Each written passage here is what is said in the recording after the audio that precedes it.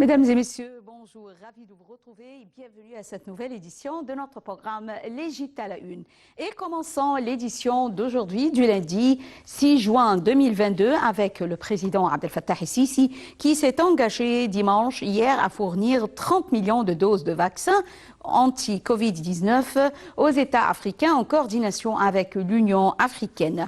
Le président a fait cette annonce lors de l'ouverture de la première édition, l'Africa Health ExCon, une exposition doublée d'une conférence médicale panafricaine de grande envergure qui se tient au Caire du 5 au 7 juin sous le thème « Votre porte vers l'innovation et le commerce ». Dans son allocution, le président el-Sisi a également appelé à développer la coopération entre pays africains dans le domaine médical et à inviter les entreprises pharmaceutiques internationales à venir investir en Afrique. Le président a affirmé que le manque de ressources ne s'opposerait jamais à l'accomplissement des réalisations et que l'Égypte était toujours prête à coopérer avec les pays africains dans tous les domaines. La première édition de l'Africa Health ExCon s'est ouverte hier au Caire pour propulser les investissements dans le secteur de la santé en Afrique. Organisée par l'autorité égyptienne des achats unifiés, Africa Health ExCon accueille plus de 2000 délégués de l'institution médicale publique et des personnalités clés de toute l'Afrique et du Moyen-Orient. Plus de 350 exposants internationaux prennent également part à l'événement. Dalia Karam nous donne plus de détails. L'autorité unifiée égyptienne des marchés publics, l'UPA, donne le coup d'envoi de la première édition de l'Africa Health ExCon, congrès exécutif de la santé en Afrique, sous les auspices du président Abdel Fattah el-Sisi du 5 au 7 juin 2022, au Centre international de conférences Al-Manara et au Centre international des expositions égyptiennes. Organisé par le Global Conference Management, l'Africa Health ExCon réunit des professionnels des secteurs de la santé et de la pharmacie sous le thème « Votre porte vers l'innovation et le commerce ». En conséquence, les entreprises pharmaceutiques et de santé recentrent sur les potentiels d'investissement en Afrique grâce à un approvisionnement approprié des produits et à une distribution équitable des technologies médicales dans tous les pays africains, ce qui contribue de manière significative à la réalisation de l'agenda du secteur de la santé en Afrique. Le général en chef de l'UPA, Bahauddin Zidane, a déclaré qu'Africa Health ExCon est une plateforme durable qui rassemble les partenaires mondiaux de la santé sous un même toit et favorise les flux commerciaux intra-extra-africains. Il a affirmé que l'importance d'Africa Health ExCon s'est manifestée dans l'accélération de l'objectif 3 des objectifs de développement durable pour 2030. L'objectif 3 s'articule autour du maintien du vie sain, de la couverture sanitaire mondiale et de la garantie de l'accessibilité pour atteindre certains seuils de qualité pour les services essentiels. En outre, le congrès exécutif de la santé en Afrique s'aligne sur l'agenda 2063 de l'Union africaine qui augmente les investissements dans le secteur des soins de santé pour améliorer le niveau de santé en Afrique. L'événement présente également les meilleures pratiques au niveau régional et continental pour parvenir à un développement durable et assurer des services de santé accessibles en utilisant des technologies médicales de haute qualité. Africa Health ExCon est une opportunité unique pour les prestataires de services de santé d'explorer les tendances actuelles dans divers segments, notamment les nécessités et équipements médicaux, les produits pharmaceutiques, les consommables de laboratoire, les produits chimiques, les équipements et fournitures dentaires, les produits dermiques, la nutrition, les vitamines, les prestataires de soins de santé, les pharmacies, les industries de l'alimentation et les segments de l'emballage. Le forum accueille plus de 2000 délégués de l'institution médicale publique et des personnalités clés de toute l'Afrique et du Moyen-Orient. Plus de 350 exposants internationaux prennent également part à l'événement. Africa Health ExCon s'attend à accueillir plus de 20 000 visiteurs de plus de 100 pays. Le directeur général de l'OMS, Organisation mondiale de la santé, Tedros Adhanom, a salué le rôle de l'Égypte dans la lutte contre l'hépatite C.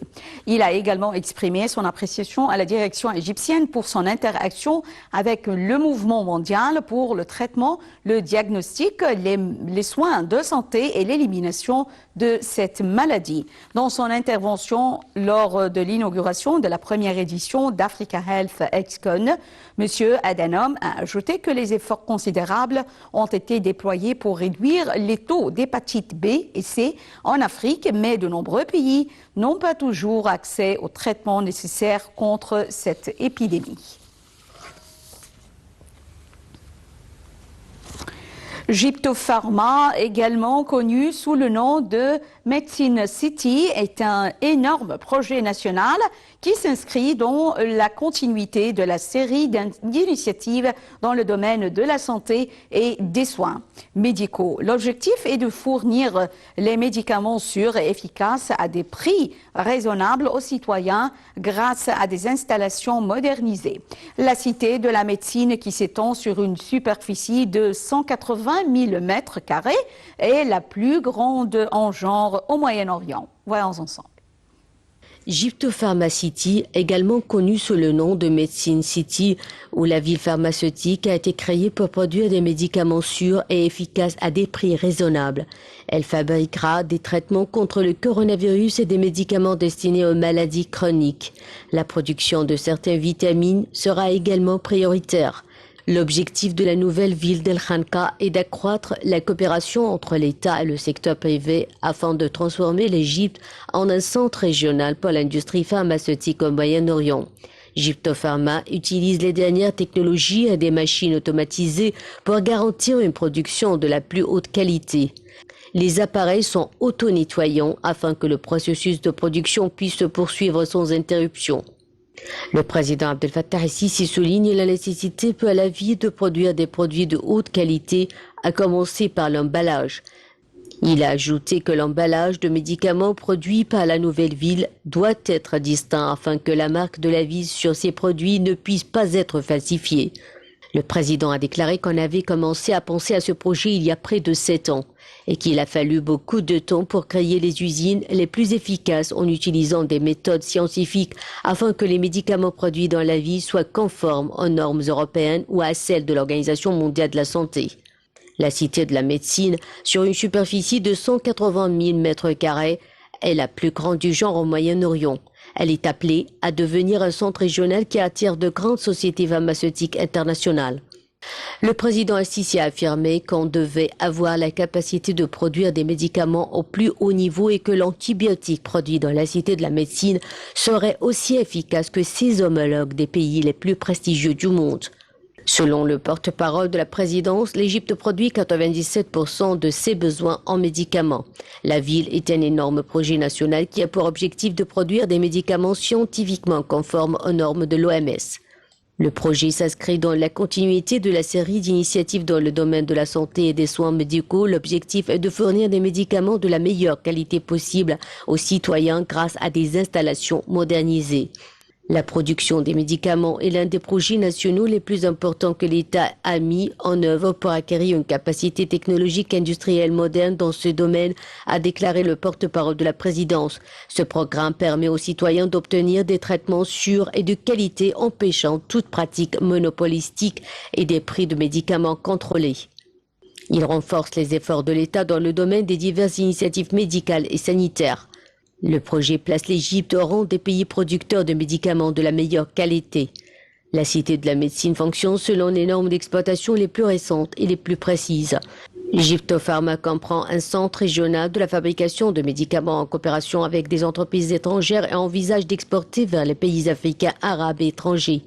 À cela s'ajoutent des laboratoires de recherche et de développement. La deuxième phase comprendra des médicaments spécialisés comme les traitements contre le cancer qui seront proposés à des prix abordables aux citoyens égyptiens. La ville comprendra à son achèvement 160 chaînes de production pour 150 types de médicaments.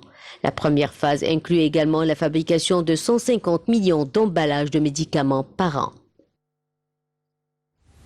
Sous les auspices du président Abdel Fattah el-Sisi, le groupe de la BID, Banque islamique de développement, a tenu sa réunion annuelle 2022 à Sharm el-Sheikh en Égypte du 1er au 4 juin 2002 sous le thème « Au-delà de la reprise, résilience et durabilité ». Dalia Karam nous donne plus de détails.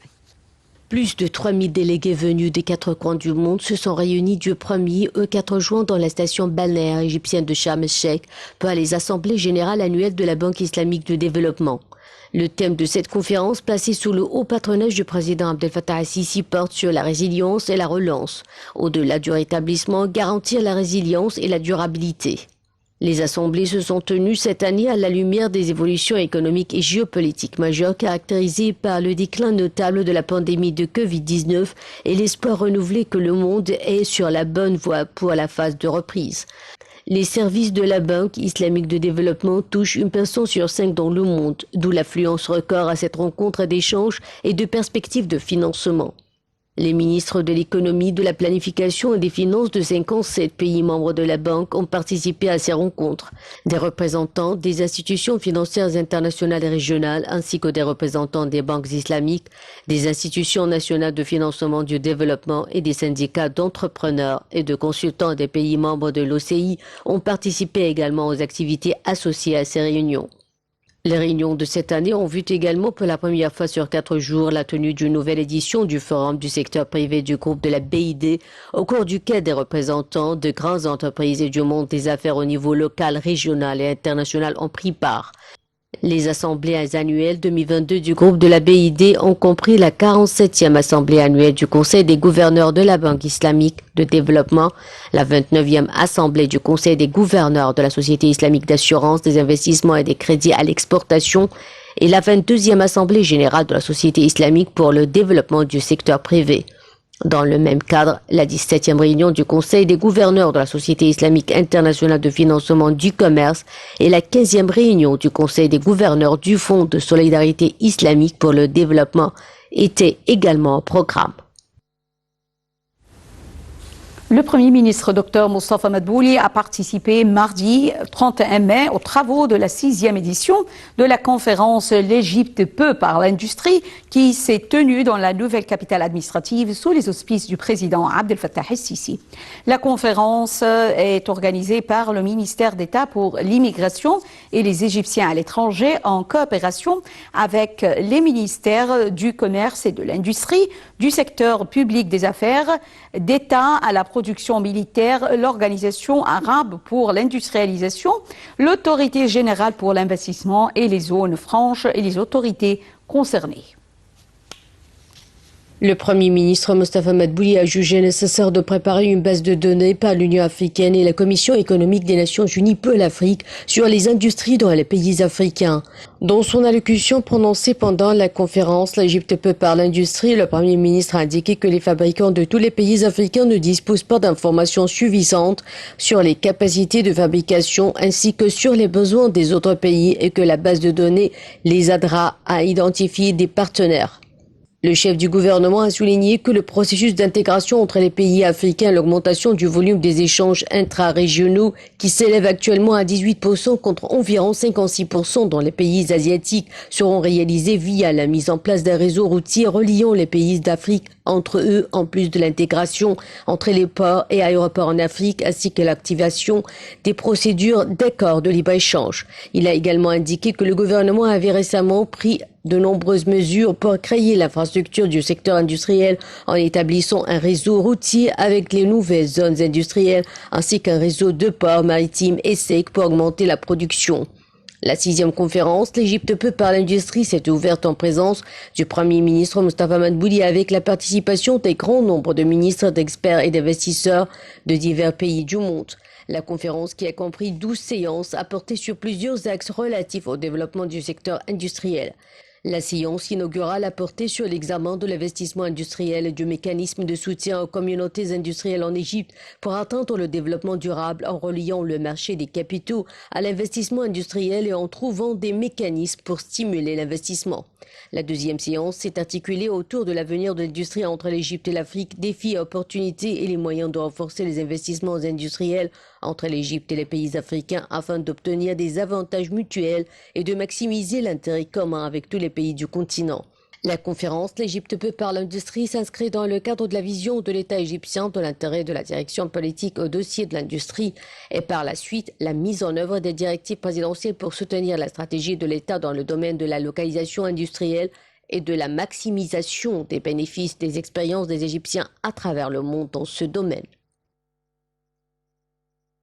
Les activités conjointes de l'exercice maritime Red Wave 5 ont été terminés avec la participation de la République de l'Égypte, de l'Arabie saoudite, de la Jordanie, de Djibouti, du Soudan et du Yémen. Les manœuvres ont duré plusieurs jours dans les eaux territoriales du Royaume saoudite. L'exercice Red Wave 5 s'inscrit dans le cadre du renforcement de la coopération militaire permanente entre les pays arabes riverains de la mer Rouge. Le ministre des Affaires étrangères, Samer Shoukry, a affirmé la volonté de l'Égypte de continuer à fournir un soutien à la Tanzanie dans divers domaines.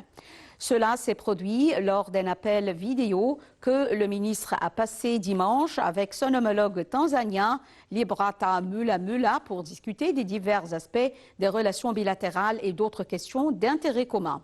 Le porte-parole du ministère des Affaires étrangères, Ahmed Hafez, a déclaré que Shoukry a souligné le soutien de l'Égypte aux divers efforts de développement en Tanzanie, y compris les projets égyptiens dans le pays, ainsi que l'exploration des opportunités pour que davantage d'investissements égyptiens soient injectés dans les différents secteurs économiques tanzaniens.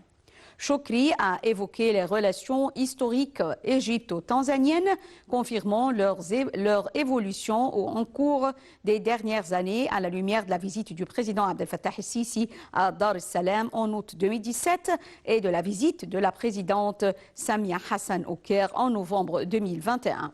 Les deux ministres ont convenu d'activer les réunions de comités conjoints pour renforcer la coopération bilatérale dans tous les domaines.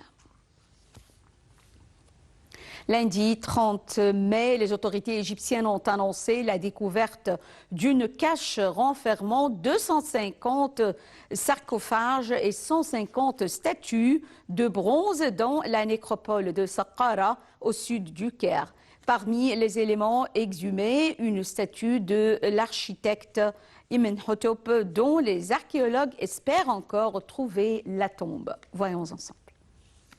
L'Égypte a annoncé lundi 30 mai la découverte d'une cache renfermant 250 sarcophages et 150 statues de bronze dans la nécropole de Saqqara au sud du Caire, la dernière d'une série de découvertes marquantes dans la région. Le site de Saqqara, à un peu plus de 15 km au sud des célèbres pyramides du plateau de Gizeh, est classé au patrimoine mondial de l'UNESCO et est connu pour la célèbre pyramide à degrés du pharaon Djeser. Ce monument, construit vers 2700 avant Jésus-Christ par l'architecte Imhotep, est considéré comme l'un des plus anciens à la surface du globe. Parmi les 150 statues découvertes dans la cache figure une de l'architecte également vizir et médecin. Inventeur de la construction en pierre de taille, Imhotep, qui a été déifié, a révolutionné l'architecture dans le monde antique, a déclaré lundi à la presse Mustafa Waziri, directeur du Conseil suprême des Antiquités. Trouver la tombe d'Imhotep est un des principaux objectifs de la mission archéologique qui a déjà entrepris 4 saisons de fouilles sur le site, a ajouté M. Waziri. Outre la statue d'Imhotep, d'autres en bronze représentant des divinités du panthéon égyptien, Osiris, Isis, Hathor, Amon-Min, Néfertum et Anubis ont été mis au jour, a indiqué le ministère du Tourisme et des Antiquités dans un communiqué. 250 sarcophages en bois renfermant des momies datant du 5e siècle avant Jésus-Christ ont également été découverts. Dans l'un d'eux, un papyrus intact et scellé trouvé par les archéologues a été immédiatement transféré au laboratoire du musée égyptien de la place Tahrir au Caire pour y être restauré et analysé. Estimé long de 9 mètres, il renferme certainement des chapitres du livre des morts. Ces rouleaux de papyrus couverts de formules funéraires placés près des défunts depuis l'Ancien Empire. Un sistre, un instrument de musique à percussion, une collection de récipients en bronze, ainsi que des restes de produits cosmétiques et des bijoux ont également été dégagés. Le musée Georg Andersen, surnommé aussi la Maison des Crétois, est l'un des plus beaux sites du Caire. Construite depuis plus de 400 ans, cette maison historique fut habitée par plus d'une famille, dont une femme de Crète. Georg Andersen, un médecin officier britannique qui a vécu en Égypte, fut le dernier à s'installer dans cette maison où il rassembla des collections d'art antique obtenues de plusieurs pays. Avant sa mort, il fit don du bâtiment à l'Égypte avant d'être transformé en musée. Dalia Karam nous donne plus de détails.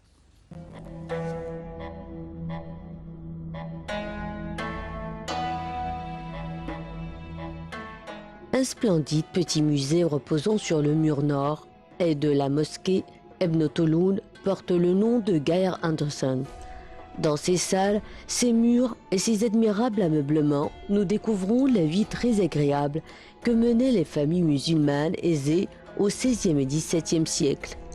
Avec beaucoup de goût et d'élégance, la décoration intérieure des mashrabiyeh et le mobilier reflètent l'influence ottomane riche. Beit al-Kratiliya, comme on le surnomme encore, se compose d'un rez-de-chaussée, 2 étages et une superbe terrasse en forme de cour à Mouchrabiyeh. L'intérêt de cette maison réside surtout dans son architecture. Ce ne sont que des paliers décalés, couloirs en chicane, galeries en surplomb sur la grande salle et sur l'ensemble. Le musée comporte 3 façades, chacune dotée d'une entrée. Les jardins étaient analogues, tous en forme de cour centrale carrée, entourée de porches ouverts. Ce plan est basé sur l'architecture traditionnelle du Caire ottoman, renfermant un salamlek, la place d'accueil ou les salons des hommes, un haramlek, le domaine du harem pour leur réception et interdit aux hommes, le cabinet secret d'où les femmes contemplaient les hommes, des mashrabiyeh, fenêtres à paravents en bois taillé, ainsi que des vestibules. Geir Andersen fut un major dans l'armée anglaise au début du XXe siècle, médecin et orientaliste renommé. Installé au Caire, il choisit pour résidence 2 maisons accolées. Ces 2 maisons sont particulièrement remarquables par leurs balcons de bois fermé qui jaillissent des murs. À l'extension nord-est de la mosquée Ibn Tulloun se situe la porte principale de ce musée considéré depuis 1937 quand son propriétaire l'offrit aux antiquités égyptiennes comme l'annexe du musée d'art islamique.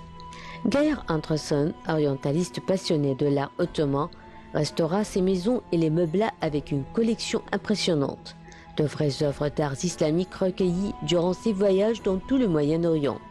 Toutes les salles du pourtour contiennent des vitrines de verrerie.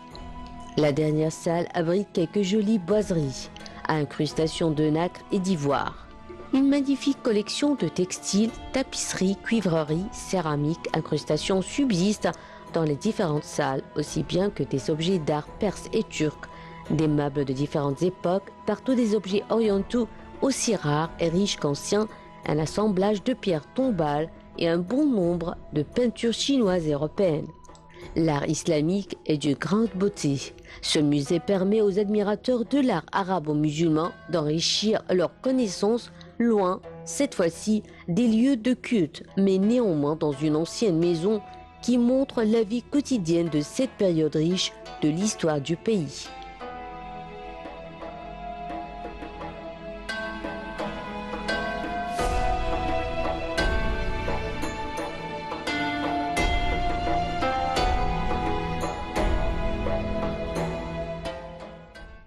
Mesdames et messieurs, nous arrivons à la fin de cette édition de notre programme L'Égypte à la une et également la fin de la transmission en langue française sur Nile TV International qui reprend à 18h locale. Merci pour votre fidélité à Nile TV International et bonne journée. Au revoir.